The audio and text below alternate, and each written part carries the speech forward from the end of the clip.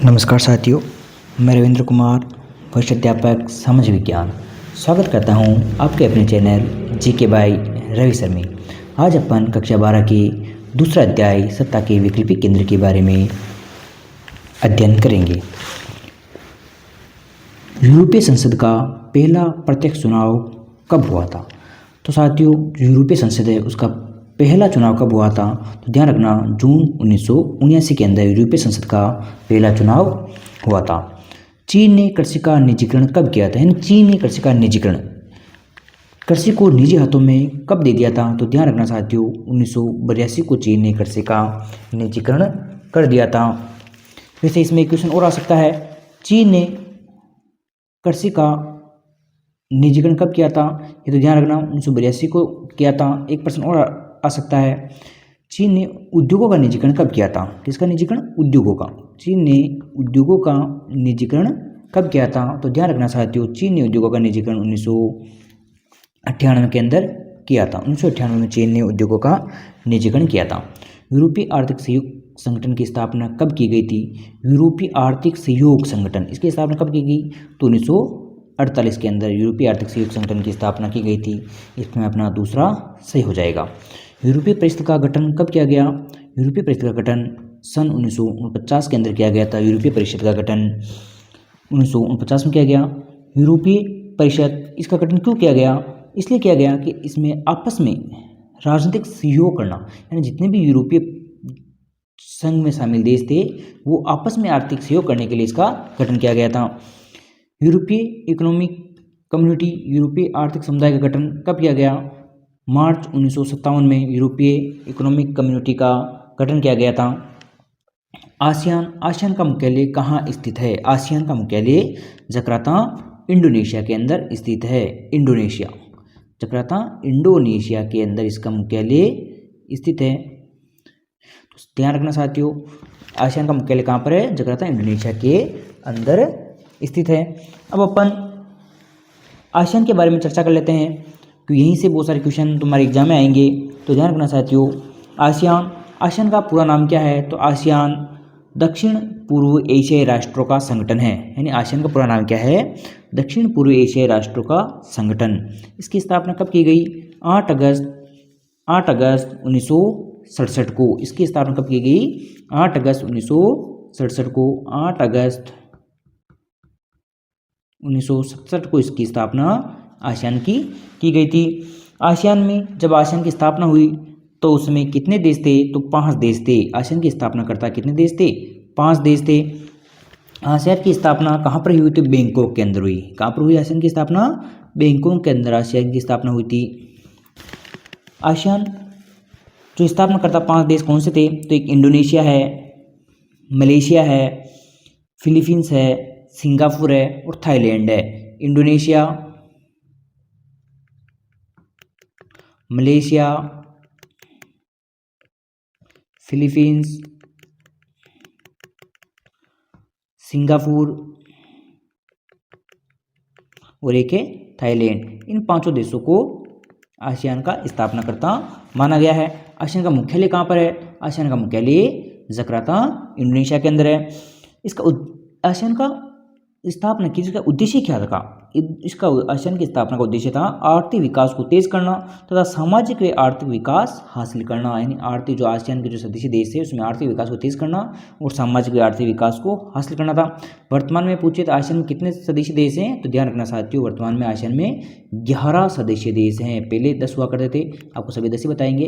ध्यान रखना, 11 सदस्य देश है आज की तारीख के अंदर। कितने सदस्य देश हैं? 11 है। नए जुड़े, ब्रुनेई जुड़ा नया, एक ब्रुनेई नया जुड़ा। ये कब जुड़ा? ये 1984 को जुड़ा ब्रुनेई। एक जुड़ा वियतनाम नया सदस्य देश जुड़ा। ये कब जुड़ा? ये 1995 को जुड़ा वियतनाम। एक सदस्य देश जुड़ा म्यांमार और लाओस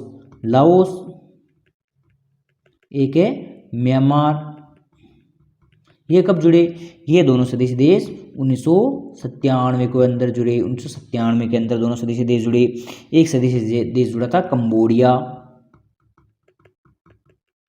कंबोडिया सदस्य देश जुड़ा। ये कब? ये 1999 के अंदर कंबोडिया देश जुड़ा। और अभी एक लेटेस्ट नया एक देश और जुड़ा है जिसका नाम है तिमोर लस्ते। क्या नाम है? तिमोर लस्ते। और ये सदस्य देश 2025 अक्टूबर 2025 को ये सदस्य देश जुड़ा। सबसे नया कौन सा देश जुड़ा तुमसे पूछ लेंगे। आसियान में सबसे नया सदस्य देश कौन सा जुड़ा? तो तिमोर लस्ते अक्टूबर 2025 के अंदर ये जुड़ा था।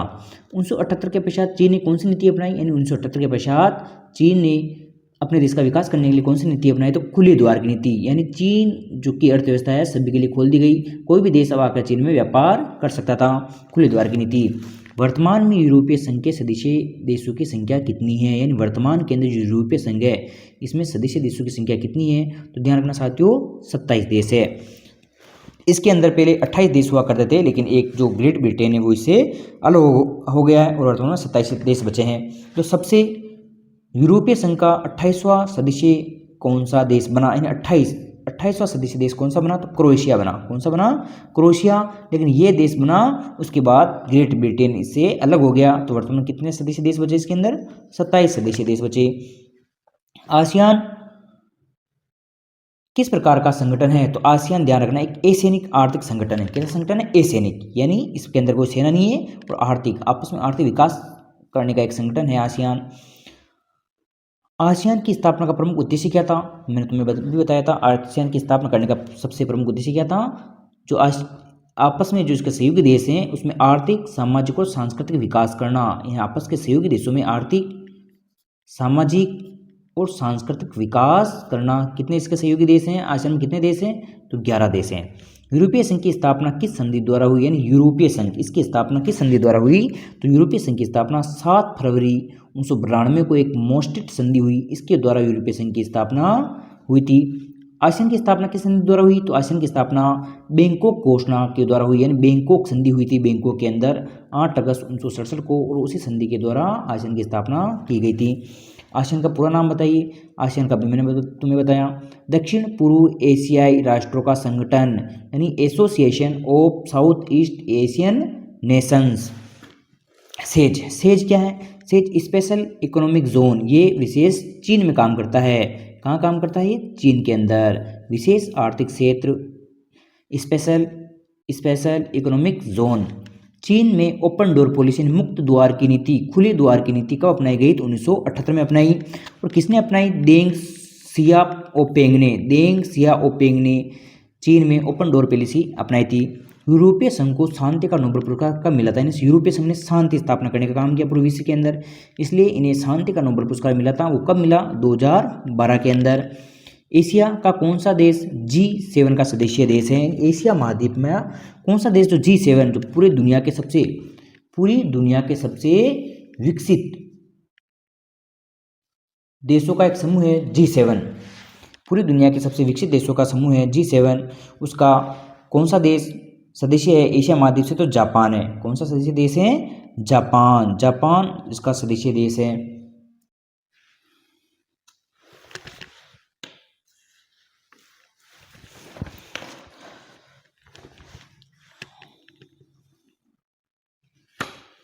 तिथि के हिसाब से इन सबको क्रम से लगाइए। तिथि के हिसाब से इन सबको अपन को क्रम से लगाना है। विश्व व्यापार संगठन में चीन का प्रवेश, यानी विश्व व्यापार संगठन में चीन का प्रवेश कब हुआ है? तो विश्व व्यापार संगठन में चीन का प्रवेश 2001 के अंदर हुआ है। 2001 के अंदर। यूरोपीय आर्थिक समुदाय की स्थापना, यूरोपीय आर्थिक समुदाय की स्थापना कब की गई? तो 1957 के अंदर की गई है। यूरोपीय संघ की स्थापना, यूरोपीय संघ की स्थापना कब हुई? तो यूरोपीय संघ की स्थापना 1992 के अंदर हुई है। आसियान क्षेत्रीय मंच की स्थापना, ASEAN ARF ASEAN regional forum, इसकी स्थापना कब हुई? तो इसकी स्थापना 1994 के अंदर हुई है, 94 के अंदर। समेकित कीजिए, इनमें भी मिलाना है कौन सा सही है। आसियान की स्थापना, तो आसियान की स्थापना कब हुई? मैंने तुम्हें अभी बताया था 1967 को हुई थी, 1967 को। इससे ये मिल जाएगा। आसियान की स्थापना 1967 में हुई थी। यूरोपीय आर्थिक सहयोग संगठन की स्थापना कब हुई थी? यूरोपीय आर्थिक सहयोग संगठन की स्थापना 1948 को हुई थी। यूरोपीय परिषद की स्थापना कब हुई? यूरोपीय परिषद की स्थापना 1949 के अंदर हुई। यूरोपीय परिषद की स्थापना। यूरोपीय संघ की स्थापना कब हुई? तो यूरोपीय संघ की स्थापना 1992 के अंदर हुई है। यूरोपीय संघ की मुद्रा का क्या नाम है? यूरोपीय संघ की मुद्रा का नाम है यूरो। क्या नाम है? यूरो। मैंने तुमसे कल प्रश्न पूछा था रूस की मुद्रा का क्या नाम था, तो रूस की मुद्रा का नाम था रूबल। क्या नाम था? रूबल। वैसे ही यूरोपीय संघ की मुद्रा का क्या नाम है? तो यूरो। किस देश ने यूरोपीय समुदाय के देशों के बीच सीमा नियंत्रण समाप्त किया? यानी किस देश ने, किस संधि ने, एक संधि हुई थी उससे यूरोपीय समुदाय के देशों के बीच सीमा नियंत्रण, जो सीमा का विवाद चल रहा था, उसको समाप्त किया था? तो सांगेन संधि। कौन संधि थी? सांगेन, जिसे सेलन संधि भी कहते हैं। ये जून 1985 के अंदर हुई थी। कब हुई थी? जून 1985 के अंदर। आसियान क्षेत्रीय मंच की स्थापना कब हुई? तो आसियान क्षेत्रीय मंच की स्थापना 1994 के अंदर हुई। आसियान क्षेत्रीय मंच की स्थापना कब हुई? आसियान क्षेत्रीय मंच की स्थापना 1994 के अंदर हुई थी। ये क्या है आसियान क्षेत्रीय मंच? ये सभी देश, जो आसियान के जो सहयोगी देश हैं, उन सभी के देशों के बीच आपस में सुरक्षा को बढ़ावा देना, आपस में सुरक्षा को बढ़ावा देने के लिए आसियान क्षेत्रीय मंच की स्थापना की गई थी 1994 के अंदर। यूरोपीय संघ के कौन से देश यूएनओ की सुरक्षा परिषद का स्थायी सदस्य है? यूरोपीय संघ। यूरोपीय संघ में कितने देश हैं? 27 देश है। तो उसका कौन सा देश है जो यूएनओ, संयुक्त राष्ट्र संघ, यूएनओ यानी संयुक्त राष्ट्र संघ की सुरक्षा परिषद का स्थायी सदस्य है? तो फ्रांस है। कौन सा देश है? फ्रांस। सबसे ताकतवर देश, सबसे पावरफुल देश। यूरोपीय संघ के झंडे में 12 सितारे क्यों है? यूरोपीय संघ के झंडे में जो 12 सितारे हैं, एक तो पहला प्रश्न इससे बन रहा है, यूरोपीय संघ के झंडे में कितने सितारे हैं? तो 12 सितारे हैं। कितने सितारे हैं? 12 सितारे हैं। वो क्यों हैं? यूरोपीय संघ के झंडे में 12 सितारे इसलिए हैं क्योंकि 12 की संख्या को वहाँ पर पारंपरिक रूप से पूर्णता, समग्रता एवं एकता का प्रतीक माना जाता है। यूरोपीय संघ के अंदर जो 12 की संख्या है उसे वहाँ पर पारंपरिक रूप से पूर्णता, समग्रता एवं एकता का प्रतीक माना जाता है। आसियान के झंडे का प्रतीक चिन्ह क्या है? जो आसियान का झंडा है उसका प्रतीक चिन्ह क्या है? तो धान की बालियाँ। क्या है प्रतीक चिन्ह? धान की बालियाँ। आसियान के झंडे का प्रतीक चिन्ह क्या है? धान की बालियाँ। आसियान शैली यानी आसियान व्यय किसे कहा जाता है? आसियान देशों की अनौपचारिक, टकराव रहित और सहयोगात्मक मेल मिलाप की नीतियों को आसियान शैली कहा जाता है। जो भी आसियान देश है उन सभी में उनकी अनौपचारिक और टकराव रहित और सहयोगात्मक मेल मिलाप, सभी देश आपस में मेल मिलाप करते हैं, इसे ही आसियान शैली, आसियान वे कहा जाता है। मार्शल योजना क्या है? मार्शल योजना द्वितीय विश्व युद्ध के बाद, जो द्वितीय विश्व चला, कब से कब तक चला? द्वितीय विश्व युद्ध 1938 से लेकर 1945 के बीच तक चला। इसके बाद अमेरिका ने पश्चिमी यूरोप की मदद करने के लिए, अमेरिका ने पश्चिमी यूरोप की अर्थव्यवस्था के पुनर्गठन के लिए आर्थिक सहायता दी, जिसे मार्शल योजना के नाम से जाना जाता है। क्या कहा जाता है? मार्शल योजना। अमेरिका ने सहायता की थी, जो यूरोप है उसके बहुत सारे देशों को नुकसान हुआ था द्वितीय विश्व युद्ध में, तो अमेरिका ने उसे सहायता की थी, इसलिए उसे मार्शल योजना के नाम से जाना जाता है। आसियान में कितने देश हैं? तो मैंने तुम्हें बताया 10 देश है, लेकिन ध्यान रखना एक नया सदस्य देश और जुड़ गया है। तो आसियान में वर्तमान में कितने देश हो गए? 11 देश हो गए। एक और नया सदस्य देश जुड़ा है आसियान में, तिमोर लस्ते। क्या नाम है? तिमोर लस्ते। कब जुड़ा है? अक्टूबर 2025 को जुड़ा है। अब लघुरात्मक प्रश्न, यूरोपीय आर्थिक संगठन की स्थापना कब वे किन उद्देश्यों को लेकर की गई थी? यूरोपीय आर्थिक सहयोग संगठन की स्थापना कब? तो ध्यान रखना, यूरोपीय आर्थिक सहयोग संगठन की स्थापना 1948 में मार्शल योजना के आधार पर की गई थी। अभी मैंने तुम्हें मार्शल योजना क्या है, अमेरिका ने पश्चिमी देशों को मदद की, पश्चिमी यूरोप के देशों को मदद की, उसे मार्शल योजना कहते हैं। इसका जो यूरोपीय आर्थिक सहयोग संगठन है, इसकी स्थापना 1948 में मार्शल योजना के आधार पर की गई थी, और इस संगठन का उद्देश्य पश्चिमी यूरोप के देशों की आर्थिक मदद करना था। इसका उद्देश्य क्या रखा गया? पश्चिमी यूरोप के देशों की आर्थिक मदद करना। जो पश्चिमी यूरोप के देश हैं उनकी आर्थिक मदद करना इसका उद्देश्य था। वैकल्पिक शक्ति के रूप में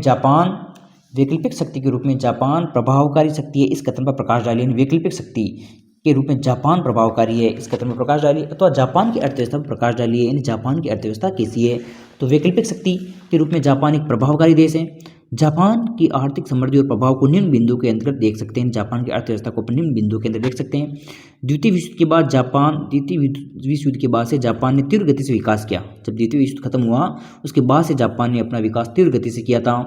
संयुक्त राष्ट्र संघ बजट में जापान 10% का योगदान देता है। जो यूएनओ संयुक्त राष्ट्र संघ का बजट है, यूएनओ, इसमें जापान 10% का योगदान देता है, जो कि आर्थिक योगदान के लिहाज से दूसरा सबसे बड़ा देश है। सैन्य व्यय के लिहाज से विश्व का जापान 7वां स्थान है। सैन्य व्यय, अपनी सेना पे खर्च करने के हिसाब से विश्व में जापान का 7वां स्थान आता है। 2017 में जापान की अर्थव्यवस्था विश्व की तीसरी सबसे बड़ी अर्थव्यवस्था थी। 2017 के अंदर जापान की अर्थव्यवस्था पूरे विश्व की तीसरी सबसे बड़ी अर्थव्यवस्था थी। आसियान का गठन उद्देश्य क्या है? आसियान विजन 2020 की विशेषता लिखी है। आसियान का जो गठन उद्देश्य क्या है और आसियान विजन क्या है उसकी विशेषता लिखनी है। आसियान दक्षिण पूर्वी एशियाई राष्ट्रों का एक संघ है। आसियान दक्षिण पूर्वी एशियाई राष्ट्रों का एक संघ है जिसकी स्थापना 1967 में की गई थी। कौन से घोषणा पत्र के द्वारा? बैंकॉक घोषणा पत्र के द्वारा। बैंकॉक के घोषणा पत्र हुआ था, उसके द्वारा आसियान की स्थापना की गई थी। इसके अंदर जो सहयोग शुरुआत में 5 देश थे, लेकिन वर्तमान में कितने देश हैं? 11 देश हैं। तो आसियान का उद्देश्य क्या है? सदस्य देशों के मध्य शक्ति एवं स्थायित्व को बढ़ावा देना। जो सदस्य देश है आसियान के 11 देश है, उनके बीच में शक्ति को बढ़ावा देना, आर्थिक विकास को बढ़ाना, यानी आपस के अंदर आर्थिक विकास को बढ़ाना, परस्पर सहयोग एवं सुरक्षा को बढ़ावा देना, परस्पर सहयोग एवं सुरक्षा को बढ़ावा देना, एक दूसरे देश की हर प्रकार से मदद करना। जो आसियान के सहयोगी देश हैं उनकी एक दूसरे देश से हर प्रकार से मदद करना। आसियान विजन 2020 की विशेषताएं बताइए। आसियान विजन 2020 क्या है? तो अंतर्राष्ट्रीय समुदाय में आसियान की भूमिका बढ़ाना। जो अंतर्राष्ट्रीय समुदाय है, पूरे विश्व है, उसमें आसियान देशों की भूमिका बढ़ाना। जो आसियान के 11 देश है उनकी भूमिका बढ़ाना। बातचीत द्वारा समस्याओं का हल निकालना, यानी बातचीत के द्वारा समस्या को हल निकालना। आसियान आर्थिक समुदाय बनाना, यानी जितने भी सहयोगी देश है उनमें एक आर्थिक समुदाय बनाना, आपस में एक मजबूत अर्थव्यवस्था बनाना। आसियान एवं पूर्व एशिया सहयोग को बढ़ावा देना, ये आसियान विजन है। आसियान विजन 2020 रखा गया। ये आसियान जब भी 2020 आएगा उस समय ये लक्ष्य पूरा करेंगे और ये लक्ष्य उन्होंने पूरा कर लिया है। यूरोपीय संघ की स्थापना का उल्लेख करते हुए विश्व में एक वैकल्पिक सत्ता के रूप में इसकी पहचान को समझाई। यूरोपीय संघ की स्थापना का उल्लेख करते हुए विश्व में एक वैकल्पिक सत्ता के रूप में इसकी पहचान को समझाई। यूरोप की जो अर्थव्यवस्था है, यूरोपीय संघ की अर्थव्यवस्था है, उसे हमें समझाना है। यूरोपीय संघ की स्थापना 1992 में हुई थी। कौन सी संधि से हुई थी? maastricht संधि से यूरोपीय संघ की स्थापना हुई थी। यूरोपीय संघ यूरोप के देशों का एक महत्वपूर्ण क्षेत्रीय संगठन है। यूरोप के देशों का इसकी आर्थिक शक्ति, राजनीतिक एवं कूटनीतिक रूप में विश्व राजनीति में महत्वपूर्ण स्थान है। यूरोपीय संघ के निर्माण के कारण, यूरोपीय संघ का निर्माण क्यों हुआ, उसके क्या कारण है? तो यूरोपीय संघ का निर्माण यूरोप के आर्थिक विकास को बढ़ावा देने के लिए किया गया था। क्यों किया गया था? यूरोप के आर्थिक विकास को, यूरोप महाद्वीप के आर्थिक विकास को बढ़ावा देने के लिए किया गया था। इसका निर्माण अमेरिका की आर्थिक शक्ति के मुकाबले किया गया है। अमेरिका की आर्थिक शक्ति के मुकाबला करने के लिए, जो अमेरिका एक विश्व में एक महाशक्ति है, उसका मुकाबला करने के लिए यूरोपीय संघ का निर्माण किया गया था। आज विश्व के अंदर दूसरी सबसे बड़ी अर्थव्यवस्था यूरोपीय संघ को मानी जाती है। प्रथम अर्थव्यवस्था किसे माना जाता है? प्रथम अर्थव्यवस्था अमेरिका को, और दूसरी बड़ी अर्थव्यवस्था किसे माना जाता है? यूरोपीय संघ को। यूरोपीय संघ को दूसरी बड़ी अर्थव्यवस्था माना जाता है। यूरोपीय संघ की विशेषता क्या है? तो यूरोपीय संघ की एक साझी मुद्रा है, यानी जितने भी इस यूरोपीय संघ के अंतर सदस्य देश हैं उन सभी की एक ही मुद्रा है जो है यूरो, और इसका स्थापना दिवस एक है और गान का झंडा है। यूरोपीय जो संघ है उसका एक साझी मुद्रा है, उसका एक स्थापना दिवस है और एक गान है, यानी जहाँ का एक संयुक्त गान भी है और एक झंडा भी है। यूरोपीय संघ आर्थिक राजनीतिक मामलों में हस्तक्षेप करने में सक्षम है। जो यूरोपीय संघ है वो आर्थिक राजनीतिक मामलों में हस्तक्षेप करने के अंदर सक्षम है। इसका एक सदस्य फ्रांस सुरक्षा परिषद का स्थायी सदस्य भी है। जो फ्रांस है इसका सबसे महत्वपूर्ण सदस्य, वो सुरक्षा परिषद का एक स्थायी सदस्य है। इसका आर्थिक, राजनीतिक एवं कूटनीतिक वैश्विक प्रभाव बहुत अधिक है। यूरोपीय संघ का आर्थिक, राजनीतिक, कूटनीतिक एवं सैनिक प्रभाव बहुत ज़्यादा है। 2016 में ये दुनिया की दूसरी सबसे बड़ी अर्थव्यवस्था थी और इसका सकल घरेलू उत्पादन 17,000 अरब डॉलर से ज़्यादा था, जो अमेरिका के ही लगभग अमेरिका के बराबर है। इसकी मुद्रा यूरो अमेरिकन डॉलर के प्रभुत्व के लिए खतरा बन सकती है। जो इसकी मुद्रा है यूरो, वो जो अमेरिका का डॉलर चलता है उसके लिए एक खतरा बन सकती है उसकी मुद्रा।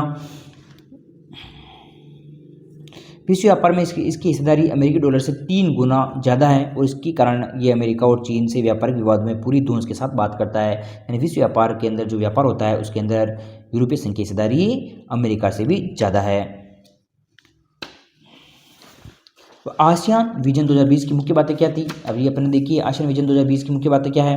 तो आसियान विजन 2020 की प्रमुख तत्व निम्न प्रकार से हैं। आसियान देश आपसी टकराव की जगह बातचीत को बढ़ावा देंगे, यानी आपस में टकराव नहीं करेंगे।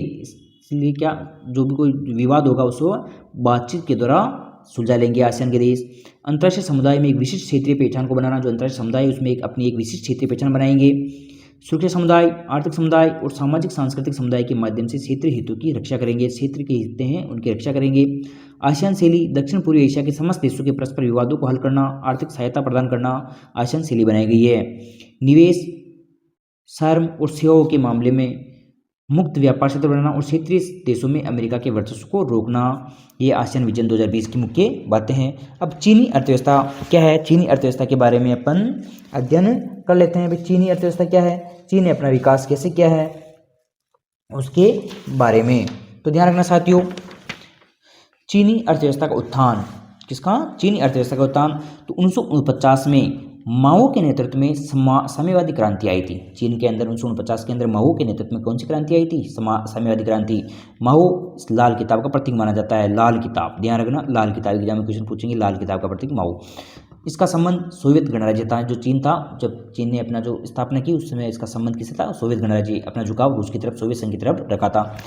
विदेशी मुद्रा की कमी के चलते, चीन में विदेशी मुद्रा की कमी के चलते, विदेशी मुद्रा की कमी के चलते आयातित सामानों को धीरे धीरे घरेलू स्तर पर तैयार किया। चीन ने क्या किया है, चीन के अंदर शुरू से विदेशी मुद्रा की कमी रही थी, तो चीन ने क्या किया, जो भी सामान विदेशों से आता था उसको मंगाने के, जो उसको मंगाते थे उसको बंद कर दिया और धीरे धीरे अपने ही देश के अंदर उन सामानों को तैयार करना शुरुआत कर दी, जिससे क्या हुआ, वहाँ पर औद्योगिकरण हुआ और अपनी अर्थव्यवस्था खड़ी हो गई, बड़ी अर्थव्यवस्था हो गई, औद्योगिकरण हुआ।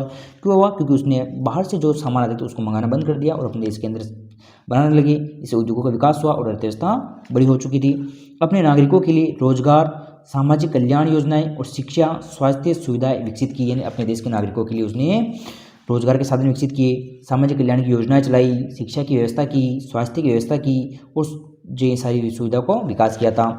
1972 में उसने अपनी नीति में कुछ परिवर्तन किया और अपना झुकाव अमेरिका की तरफ किया। किसकी तरफ किया, अमेरिका की तरफ, पूंजीवाद की तरफ किया। अमेरिका कैसा देश है, पूंजीवाद देश है, पूंजीवाद की तरफ अपना झुकाव किया 1992 से, 1972 से। 1973 में चीन के प्रधानमंत्री चाउ एन लाई ने कृषि, उद्योग, सेना और विज्ञान प्रौद्योगिकी की तरफ अपना ध्यान देना शुरुआत कर दी। चीन ने यहीं से अपना टर्निंग पॉइंट खेला और उसके प्रधानमंत्री चाउ एन लाई ने अपना सारा ध्यान कृषि पर, उद्योग पर, इन कृषि में आत्मनिर्भर बनना, उद्योगों में आत्मनिर्भर बनना, सेना को बड़ी बनाना और विज्ञान एवं प्रौद्योगिकी में अपने देश को विकसित करने के अंदर अपना ध्यान देना शुरुआत कर दी। 1978 के अंदर देंग शाओपिंग ने चीन में आर्थिक सुधारों के लिए खुले द्वार की नीति की घोषणा कर दी। उसके साथ ही 1978 के अंदर देंग शाओपिंग ने चीन में आर्थिक सुधारों के लिए, अपने देश का विकास करने के लिए खुले द्वार की नीति, अब कोई भी देश आकर चीन के अंदर व्यापार कर सकता है और खुले द्वार की नीति की घोषणा कर दी। 1982 में चीन ने खेती का निजीकरण कर दिया। जो पहले खेती किसके हाथों में थी, राज्यों के हाथों में थी, किसके हाथों में थी, राज्य के हाथों में थी, अब इसका क्या कर दिया, निजीकरण कर दिया गया। 1998 में उद्योगों का भी निजीकरण कर दिया गया। पहले उद्योग भी राज्य के हाथों में थे, इसका भी क्या कर दिया गया, निजीकरण कर दिया गया। अब इनके ऊपर निजी प्राइवेट व्यक्तियों का हाथ हो गया। 2001 के अंदर चीन विश्व व्यापार संगठन में शामिल हो गया और तभी से चीन आज एक महाशक्ति के रूप में बनकर बैठा हुआ है। दोस्तों, अगर आपको ये वीडियो पसंद आए तो अपने दोस्तों के साथ शेयर करना, लाइक करना और सब्सक्राइब करना और ऐसे ही प्यार बनाए रखना। जय हिंद, जय भारत।